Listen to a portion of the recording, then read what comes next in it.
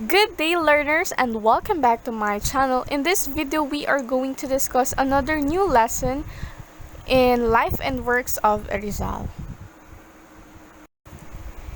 Our lesson for today is all about Rizal in the context of 19th century Philippines. The question, class, is that why is it important for us to learn the context of 19th century in the Philippines? We all know that Jose P. Rizal was born on June 19, 1861 and died on December 30, 1896. And from that period, there's a lot of happenings happened that time. There's a lot of development happened that time. And as a Filipino, we should familiarize ourselves about those things because it is part of our history. The development that I am pertaining a while ago is the following. We have first, economic development, second, political development, third, cultural development, and fourth, religious development. Now let's see what happened, what are the changes happened during that period. Let's begin with the economic development. We have here a question, why was there economic growth in the 19th century? So here it is. Now, from mercantilism,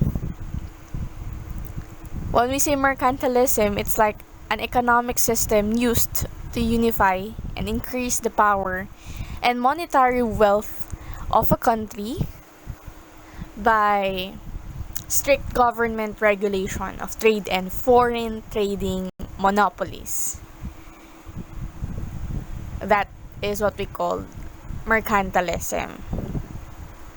On the other hand, we have the free trade or laissez-faire. Now, from mercantilism, we transferred to free trade or laissez-faire.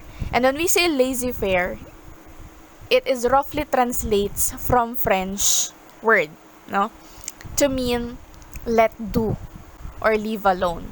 In other words, there are no government controls, regulations, checks, and balances. And that is also another clue that from that time, the middle upper class Filipino citizens have a chance. They had a chance to participate in the trade industry. From mercantilism to free trade or laissez-faire. Meaning, Filipino Indios or Filipino citizens were able to participate freely in the trading industry. Now, without the control of the government, without the control of the regulation coming from the King of Spain. Next, mercantilist economy was disadvantageous for colonists, while it was advantageous to the motherland or crown.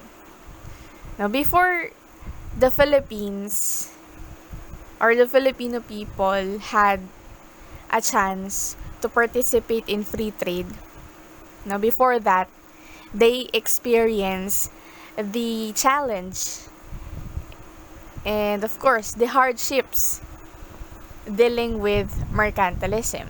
That is also an economic system. Mercantilist economy, as I've said, is like the colonists were very affected that time because of course the people were controlled by the King of Spain. or should I say, the Spaniards itself. That's the reason why it is being stated that in mercantilist economy, it was advantageous to the motherland or the crown, or let's say the invader. Because of the new economic system, which is the free trade or laissez-faire, unti-unti na nag-open ng iba't ibang ports to world trade. At ilan na nga sa mga ito ay ang port mula sa Cebu, Iloilo, and of course, sa Manila. Aside from that, unti-unti na ding nagkaroon ng malaking pagbabago in terms of the export economy ng ating bansa. The Filipinos being able to export products. And because of that, marami nagkaroon ng chance to participate sa agrikultura, sa iba't ibang hanap buhay na meron ng ating mga ancestors. And with that, since marami ang nabigyan ng opportunity to have a good start sa pagbe-business, some of the Filipinos from the middle upper class rented land from the friars. At dahil dyan, nagsimula ng makabangon ang mga Filipino mula sa kanilang pagkakalugmok sa naunang sistema ng economy, which is the mercantilism. And last but not the least, we do also have the education of their children. Now, what was the effect of education of their children? Now, basically, since nagkaroon ng chance ang mga magulang o ang karamihan sa mga pamilya na naghahanap buhay na makipag-participate sa pakikipagkalakalan, nagkaroon din sila ng malaking chance na makapag-ipon para matustusan ng pag-aaral ng kanilang mga anak. And their children, from that, pumapasok sa school, natututo, nagre-reflect, their children learned the sense of nationalism in their school. Imagine, from naive to a very nationalistic view of Philippine history.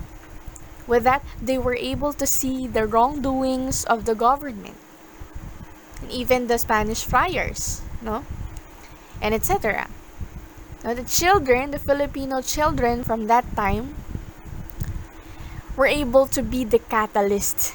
Sa kanila nagsimula yung alab na gusto nilang magkaroon ng reform sa kanilang or sa ating bansa. Now, learners, let us have another development during 19th century. And that is political development. Let's see kung ano yung changes or ano yung mga nabago during that period, during 19th century in the Philippines in terms of politics.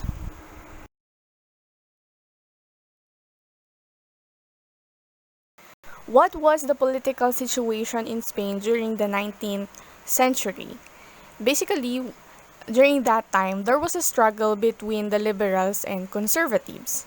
Liberals and conservatives are a group of people who have different perspectives about the political situation in the Philippines.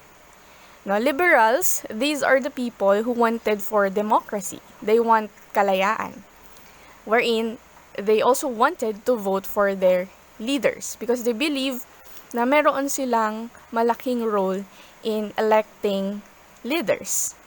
Might as well, they want freedom of speech, freedom of assembly, and even freedom of the press, and etc. So they really wanted to have that changes. On the other hand, we have conservatives. Conservatives are people who wanted to remain their status quo. And when we say status quo, it refers to the royal bloodline. And at the same time, conservatives believe that the government should continue ruled the Philippines, led by the royal family, or simply the King of Spain. So that is or let's say those were the perspectives of the two groups, liberals and conservatives. Now with that, Spain lost most, if not all, of its colonies in South America in the 19th century. Now, lost their colonies because of what? Because of the Civil War. Now, the Civil War between liberals and conservatives such as Argentina, Colombia, Mexico, Chile, Bolivia, Peru, Venezuela, they gained independence in the 19th century. And the countries that I've mentioned are under South America. They were also colonized by the Spaniards. Now, how did this affect the Philippines? Did it have a positive or negative effect? Definitely, it led to a negative effect, no? So let's have the first one. Constant practice of replacing governor generals, no? Sa loob ng 45 years, they had 41 governor generals from 1853 to 1898. And with that, if there are a lot of changes of who will be the governor officials, then there will be no consistent policies. Now, there will be also no consistent projects. Definitely, projects will be delayed and etc. Next, dumping ground of inept bureaucrats. Nakakalungkot, but yeah, that's true, na naging tapunan ang ating bansa ng mga incompetent governor officials, or let's say government officials. Now, when we say inept, that means no significance, mga walang kwenta, but still, nakarating sila dito sa bansa. Next one, failure to make or achieve consistent policies. Now, basically, those government officials arrived here in the Philippines during that period, wala talaga silang interest sa Philippines. The main reason why they went here is to give support sa royal family or sa king ng Spain. Imagine, pupunta sila ditong mahirap at uuwing mayaman. Because way back then, sila na mismo ang nag-introduce ng corruption. No?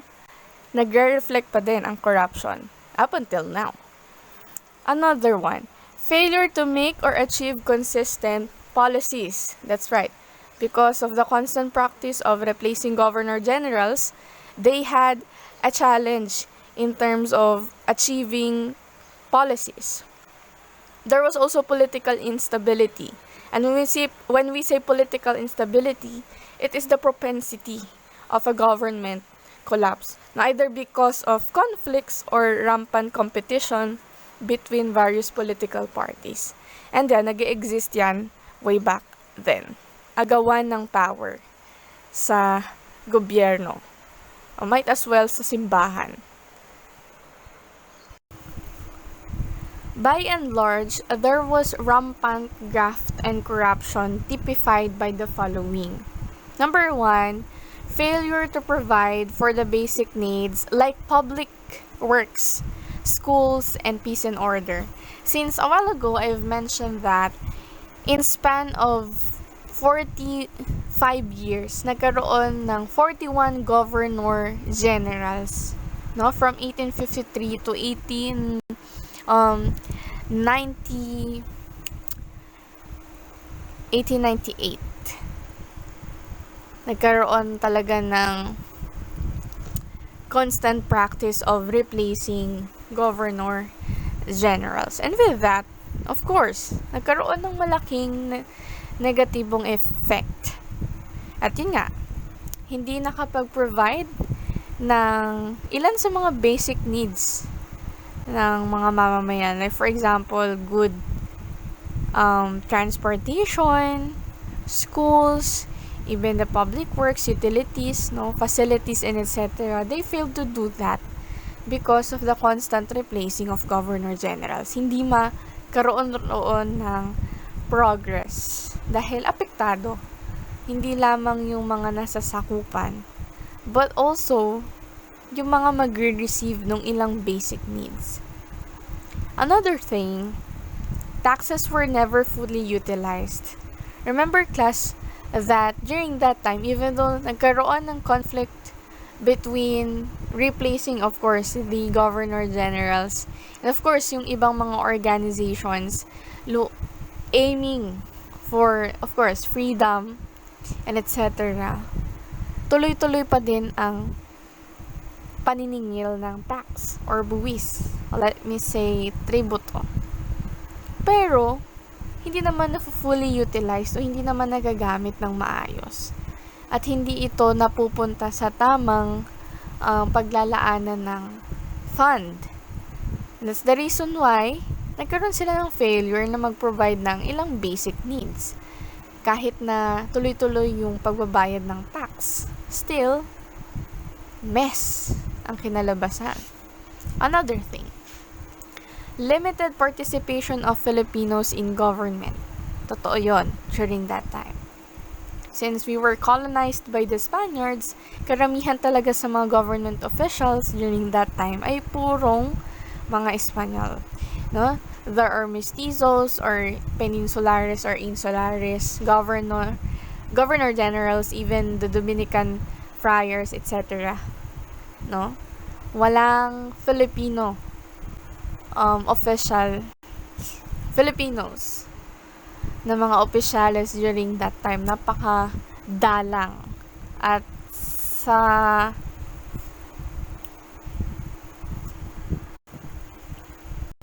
kasamaang palad, wala talaga.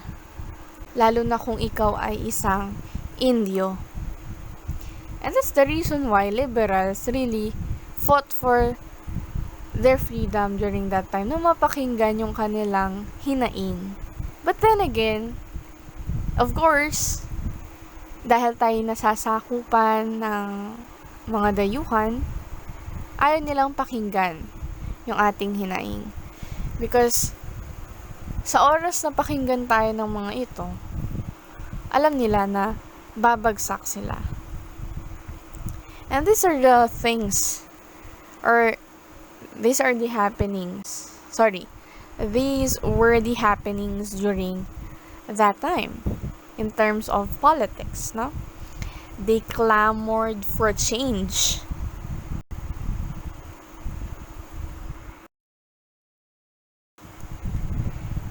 In conclusion, in political development, the rise of middle upper class led to the education of Rizal. Not only Rizal, but also the other Filipino middle upper class children. Iba pang mga anak ng mga kababayan natin during that time. Another thing, rivalry between tenants and friars became one of the motivators of Rizal to call for reforms of the church. And we all know that Rizal's family was also a victim ng panggigipit at pang-aabuso ng mga friars.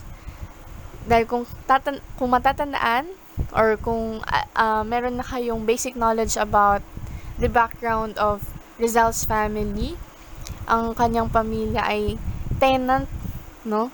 Nangungupahan sila ng lupain in order for them na makapag-provide ng mga produkto na pwede na lang ipagkalakalan or pakikipagkalakalan sa iba't ibang lugar, even other countries.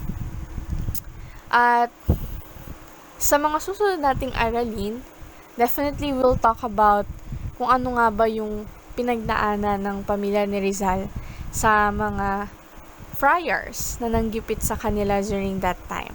Dahil meron talagang malaking impact ang pangyayaring iyon kay Rizal. And that's the reason why Rizal called for reforms sa simbahan. No? And of course, the government itself, sa pamamalakad ng lahat-lahat. Sa simbahan, sa lipunan, sa bansa. Next thing, the rampant corruption of the government became one of the reasons why Rizal called for reforms in government. Of course, corruption. mula pa noon, naging problema na talaga ito. Dahil maraming government officials from Spain na talaga nga namang very corrupt.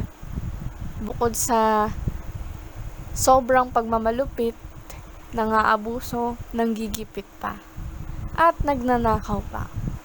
And that's really sad. Nakakalungkot. But still, tandaan natin na ang mga iyon ay parte ng ating history. And we should learn from it. And at the same time, mag-reflect tayo. Next thing, the lack of concern of the government officials simply motivated Rizal to call for the education of his fellow Filipinos. Kaya nagkaroon class ng ilustrados because of this one. Or yung tinatawag na propaganda movement. Ito ay samahan ng mga kabataang Filipino na mayroong kakayahan na makapunta abroad para makapag-aral. Because they believed that time na kapag nakapag-aral ka, you will be able to, of course, share yung mga pangyayari sa pinanggalingan mong bansa. At alam nilang papakinggan sila. At malaking tulong yun para sa kanilang mga kababayan. Might as well sa kanilang inang bayan. Let's have the third development, which is cultural development. In this area, or in this period of development, now may question how cultural development accelerated Filipino nationalism. Paano nga ba napukaw ang pagiging makabansa o makabayan ng ating mga kapwa Filipino during that time, despite of what's happening.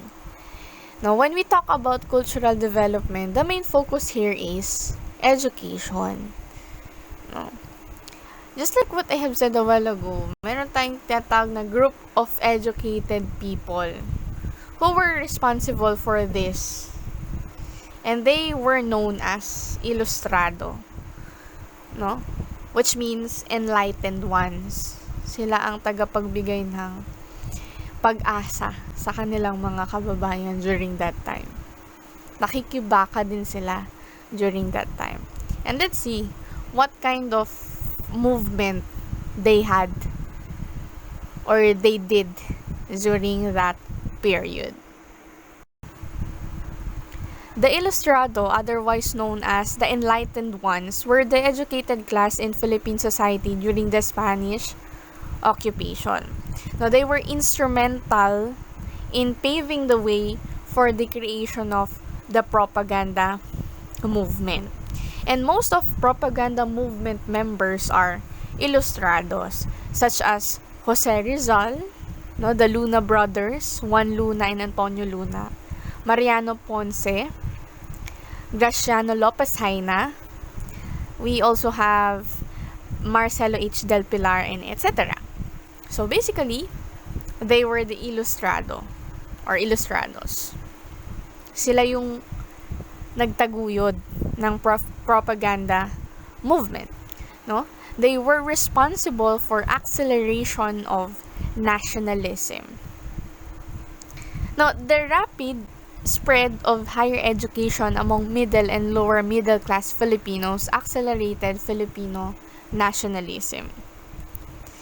We have college education and various universities. Pag sinabi nating rapid spread of higher education, it is equivalent to it is really equivalent to the college education. Or let's say tertiary level or tertiary education. At ipinapakita, na noon pa man malaki na ang role, ng school sa paghubog ng mga kabataan. School plays a vital role during that time. Imagine yung mga heroes natin way back then. Talagang naging medium ng kanilang pakikibaka ay ang pagkakaroon ng magandang education.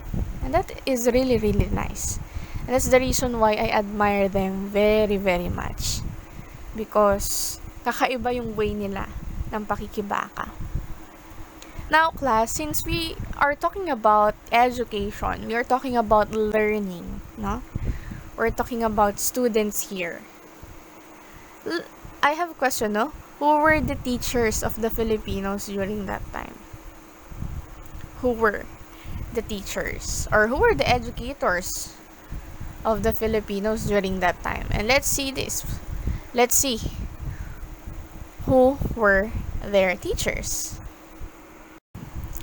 In general, the teachers were the friars, no, like the Dominicans, Recollect, Franciscans, and even Jesuits. No? The Jesuits were responsible for the creation of the Escuela Normal de Maestros. That certain school is intended only for the teachers, no? School for teachers. That is Escuela Normal de Maestros. And the other one is what we called Ateneo de Manila. Ateneo de Municipal. Now, it is known as Ateneo de Manila. No? And that school is intended for students, for learners. And we all know that it is also one of the premier school in the country, the Ateneo de Manila. So, that's it. So, the Jesuits were the one who is responsible for teaching the students, the learners. Now, the Jesuits instilled among Filipino students a sense of nationalism through their humanistic form of education. And when we say humanistic form of education, that means teachers inculcated in the minds of students the principles of, number 1, human dignity, no, ang may paninindigan. Number 2, justice, pagkakaroon ng hustisya. And number 3, equality of all men, ang pagkakaroon ng pagkakapantay-pantay sa lahat ng tao.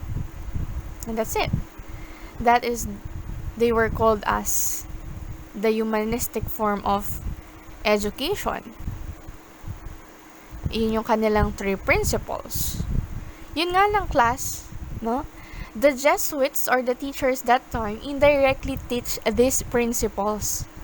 At question iyon ng mga Filipino, no?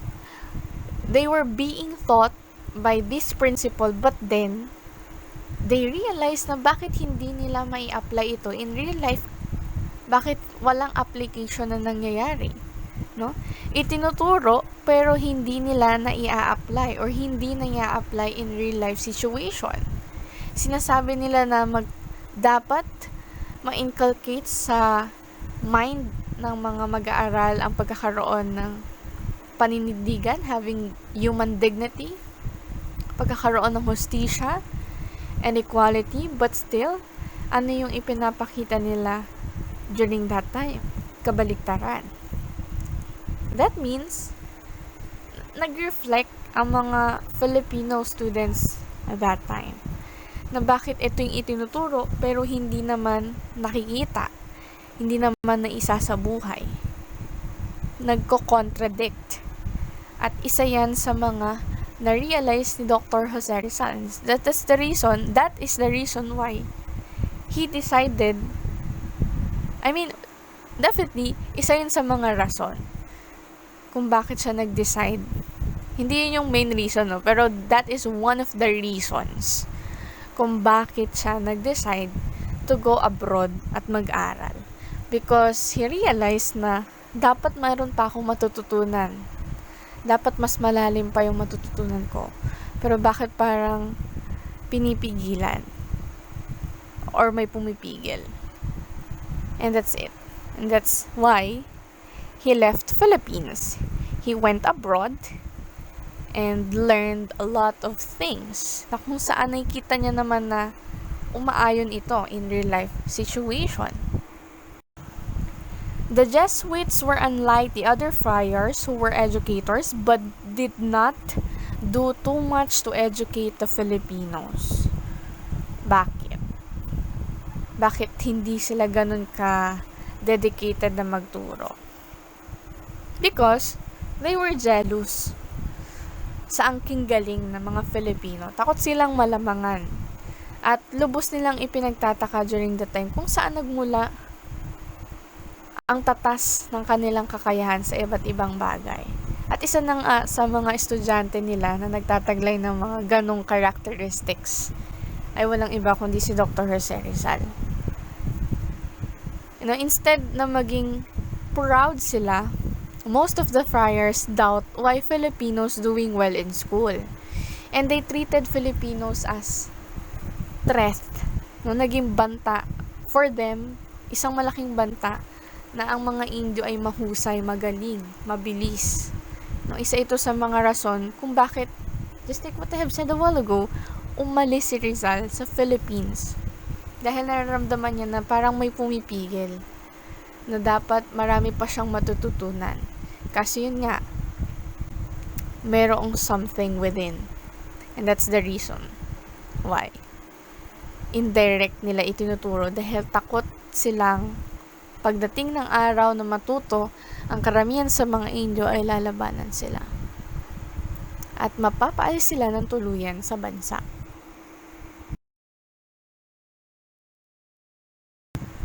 How did the experience of Filipino students in Spain accelerate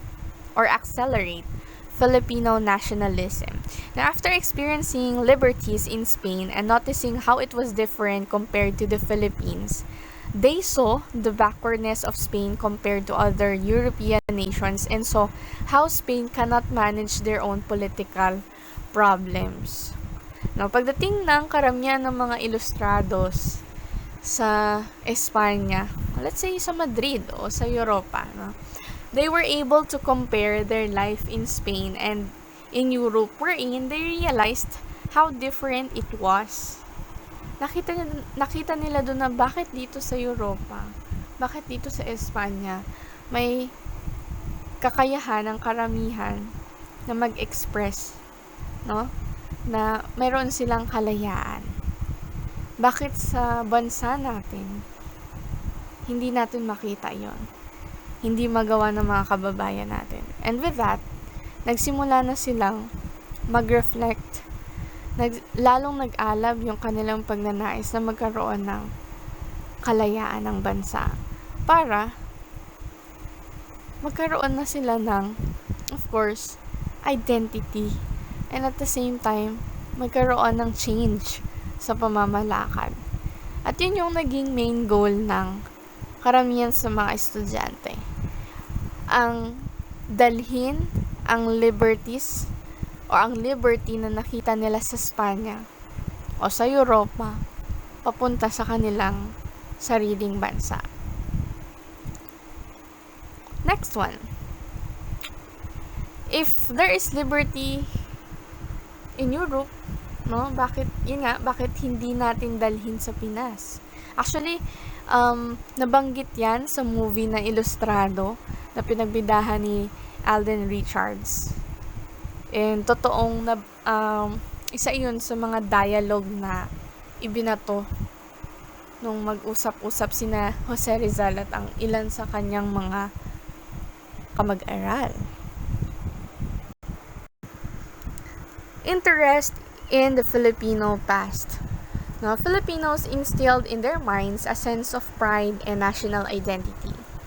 This one, hindi lamang ito pumapatungkol doon sa ilan sa mga ilustrado na nasa ibang bansa para makipagsapalaran at makibaka sa kanilang pagkipaglaban towards the Spaniards, but also yung mga naiwang Filipino sa bansa itself. Gumawa din sila ng paraan para ipakita na meron kaming pagkakakilanlan na dapat kaming kilalanin dahil ito yung aming bansa. They used Philippine as well history to prove that 3 centuries of Spanish rule did not lead to any progress, only decline. Imagine, class, sa loob ng 333 years, walang progreso ang nangyari. There was no change at all. Walang magandang development ang nangyari. Puro pahira, puro pasakit. Only decline. And Rizal averred that Filipinos could have developed on their own. Naniniwala siya na dapat magkakaroon ng pagbabago, magkakaroon ng improvement on their own before of the coming of the Spaniards. Kasi we all know that before the arrival of Spaniards, meron na tayong system of government. We do also have our own belief, no? At the same time, we do also have our own tradition, our cultures, our norms, and etc. But then when Spaniards came, everything was a mess, no? Nagkaroon ng total mess at that time. Next, pride of being Filipinos. Actually, class, the second book of Jose Rizal entitled The Morga or Morga explains in his introduction that he got the inspiration while he was working on the Noli Me Tangere, wherein it depicts the actual situation of the Philippines during that time. Talagang nakasaad sa Noli Me Tangere yung tunay na kalagay ng Philippines during that time. The very influence of Noli Me Tangere convinced him that it was really necessary to know the past fully in order for us to understand the present.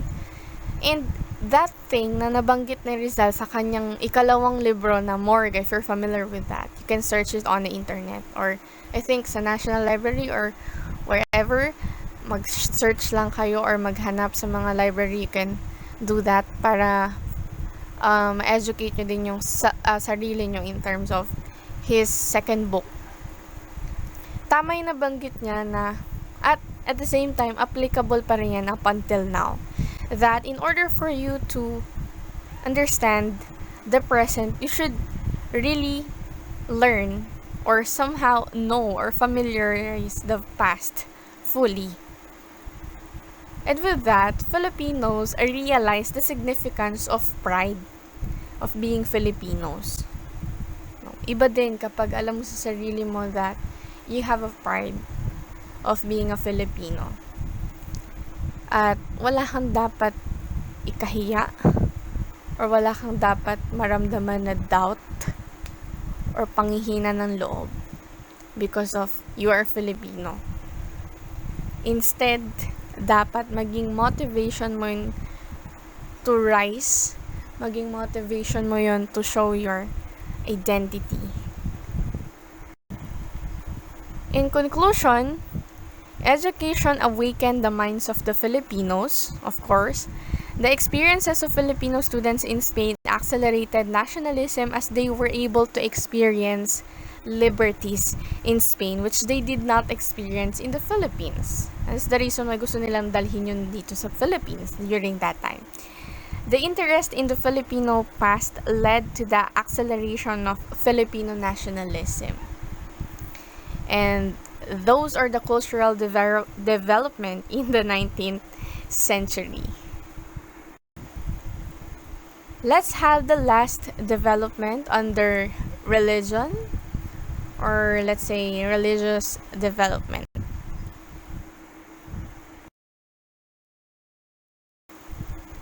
In religious development, it has something to do with the friars versus ilustrados. No. Friars and ilustrados were not good during that time. And they had different perspective during that time. They contradict one another. Of course, friars were the one who were managing, of course, the barrios, the town, lalo na kung meron silang parokya. Basically, friars were servants of the royal family, the King of Spain. On the other hand, ilustrados are the Filipino students who were very, very eager to express their viewpoint na magkaroon ng kalayaan ang Philippines, magkaroon ng reform. Okay? And we do have two types of priests, no, under friars. We have the seculars and friars, or regulars, no? And we will discuss it further later. Next one, we have phrilocracy, now, which means friar rule. Friars used religion to maintain Spanish influence in the colony. At kung mapapansin sa ilan ng mga babasahin at ilang mga napanood na dokumentaryo or even the movies in relation with, of course, the history sa pagdating ng mga Espanyol, isa ang mga paring praile na kung saan sila yung nagtumutulong, of course, sa royal family na mapanatili yung loyalty ng karamihan sa mga Filipinos sa ayaw man o sa gusto ng mga ito. Sila yung naging political instrument ng royal family para mapanatili ang Philippines sa kamay nila. And the term phrilocracy was coined by Marcelo H. Del Pilar. He's the one who coined that term, friar rule. Del Pilar is also known for his Diaryong Tagalog. And kilala siya dahil na rin sa pagiging matatas niya sa paggamit ng sariling lengguwahe, which is the Filipino language. Let's go back again to the friars thing, no? Aside sa pagiging political instrument nila ng royal family, friars were also the most influential person way back then. Napakalaki ng influence nila. Napakalaki yung role na ginagampanan nila para maging parte pa din ng Espanya ang bansang Pilipinas. And so on.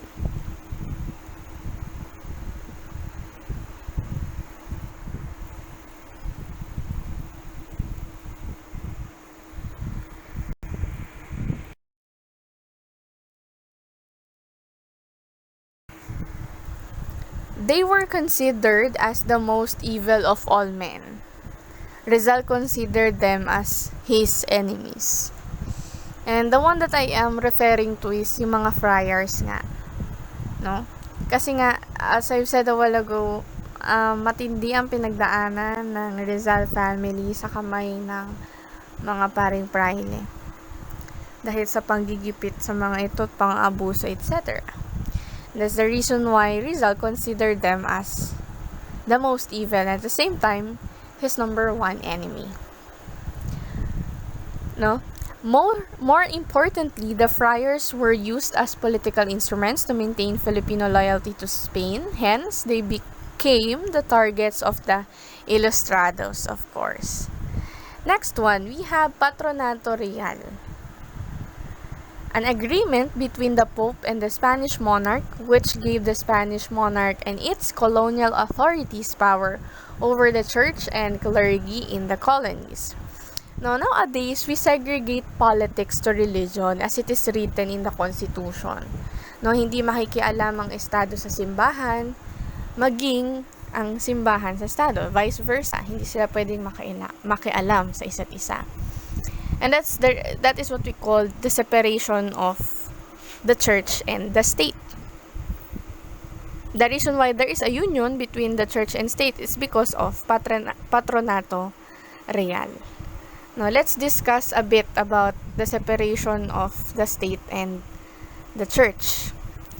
Hindi pwedeng makialam ang Estado o hindi pwedeng diktahan, hindi maaaring diktahan ng Estado ang sino mang individual regarding sa kung ano yung kanyang magiging religion, kung ano yung kanyang magiging kabilang na simbahan o relihiyon.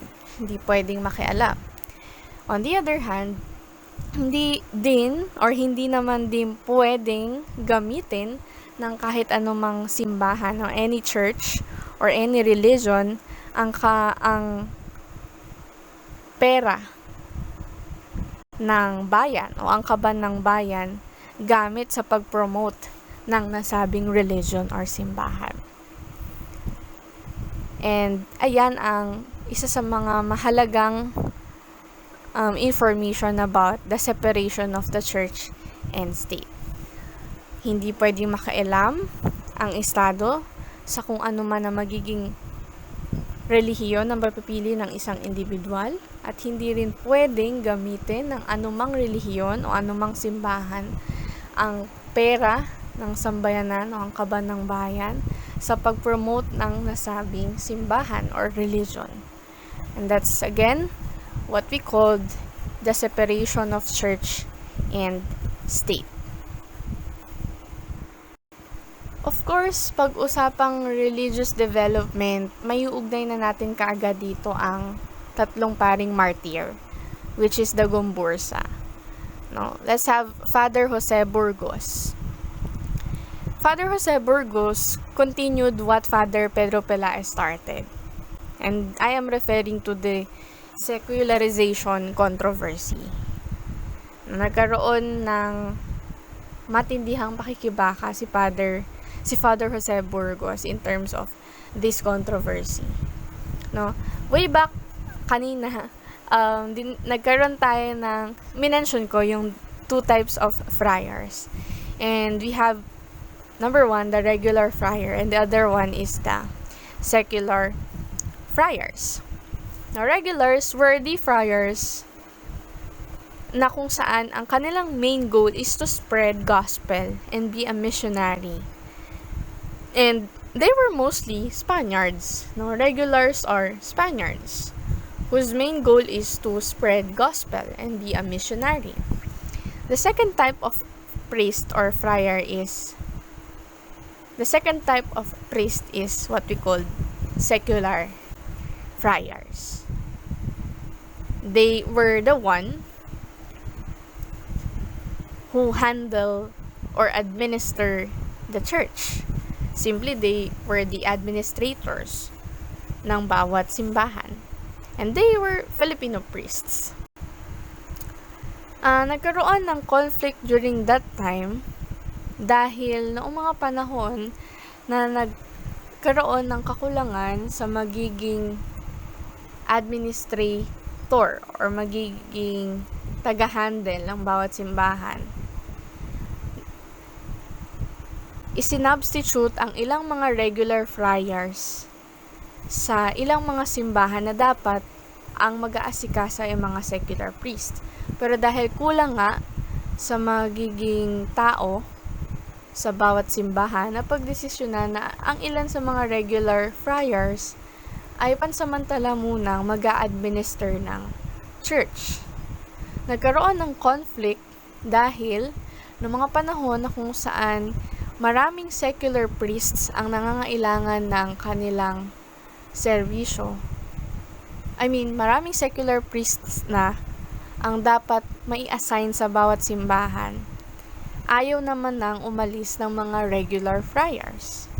Dahil noong mga panahong iyon, maliban sa malaki ang kanilang influence, at the same time, madami din silang nakukuhang incentives from the tribute or tributo. And at the same time, of course, yung ilan sa mga nakukuha nilang pera, donasyon, and etc. So basically, ayaw nilang umalis. Kahit na alam natin na sila ay sinubstitute lang naman. At iyon yung ibinulgar ni Father Jose Burgos. Ipinakita niya yung conflict sa pagitan ng regular friars and secular friars.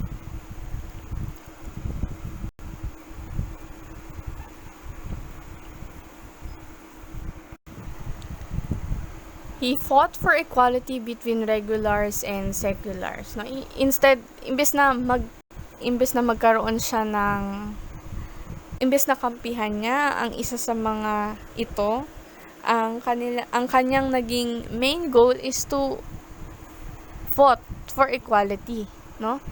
Ipinaglaban niya na dapat magkaroon ng equal chance ang regular priests at ang secular priests sa iba't ibang aspeto ng pamamalakad at pagpapalaganap ng Kristyanismo. Iyon nga lang, sa kasamaang palad, nag-lead ito or humantong ang mga hakbang niya sa kanyang execution. Naging mainit siya sa mata ng government officials and might as well the other friars. Father Burgos became a threat to the friars and the Spanish colonial government in the Philippines. He, along with Father Gomez and Zamora, was accused of starting the Cavite Mutiny. At nakakalungkot man, pero yun nga, pinagbintangan ang Gumburza, Gomez, Burgos at Zamora na siyang naging dahilan kung bakit nagkaroon ng revolt sa Cavite. Pinagbintangan sila na sila yung naging dahilan. Sila ang nag-utos. At sa kasamang palad, sinet up ng mga nasabing opisyales ang Gumburza.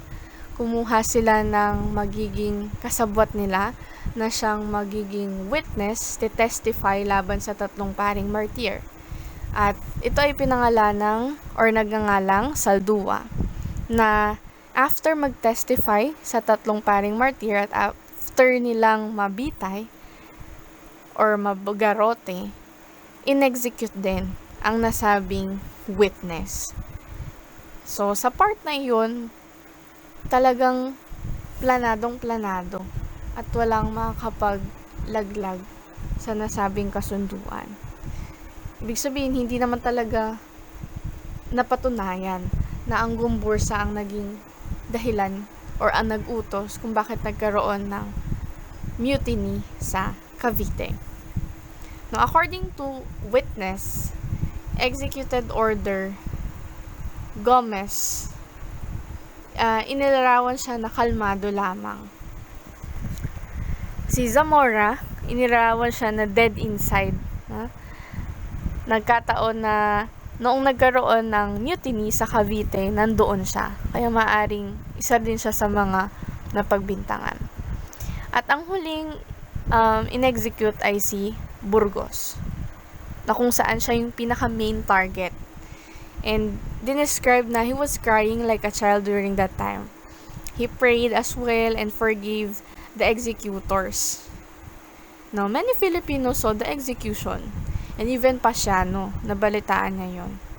At agad ding ibinalita sa kanyang ama't ina na narinig ng hindi sinasadya ni Jose Rizal. Pero bata pa noon si Jose Rizal. But still, sa kabila ng pagiging bata niya, namulat na siya sa totoong nangyayari sa kanilang bansa.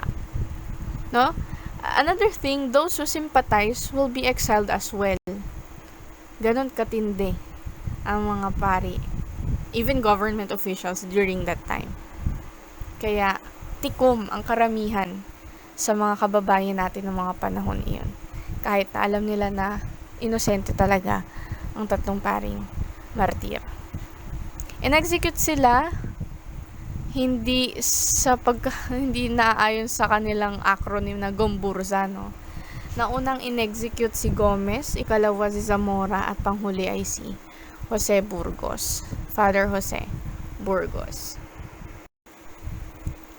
Acceleration of Filipino nationalism. How did it lead to the acceleration of Filipino nationalism? Yung religious development, paano siya nakapagpatindi or nakapagpaalab ng pagiging makabayan ng mga Filipino during that time? Number one, of course, ang malaking influence ni Father Jose Burgos, ang naiwan niyang impact sa karamihan. Lalo na't alam natin na isa siya sa nagsiwalat, or siya, isa siya, dahil nauna si Father Pedro Pelaez. Now, isa siya sa nagsiwalat regarding sa Secularization Controversy. Now, sa kabila ng pagiging matapang niya sa pagsisiwalat ng kontrobersiya, naging mainit naman siya sa mata ng karamihan. Another thing, yung term na phylocracy na kinoined that term was coined by, of course, Del Pilar, which means friar rule, led to the Filipinos wanting to get rid the friars. Sawa na sila at ayaw na nilang magpasakop pa. And of course, last but not the least, the execution of Gombursa led to the creation of the propaganda movement. And that's the reason why a while ago I've said that isa sa mga naging main target, no? Isa sa mga naging target ng mga ilustrados ay ang mga friars. Kaya nila ginawa itong propaganda movement because they want to get rid ang mga praile na abusado. Thanks for watching. See you in my next one. Please like, leave a comment, subscribe, and hit the bell button for more lessons to learn. Bye!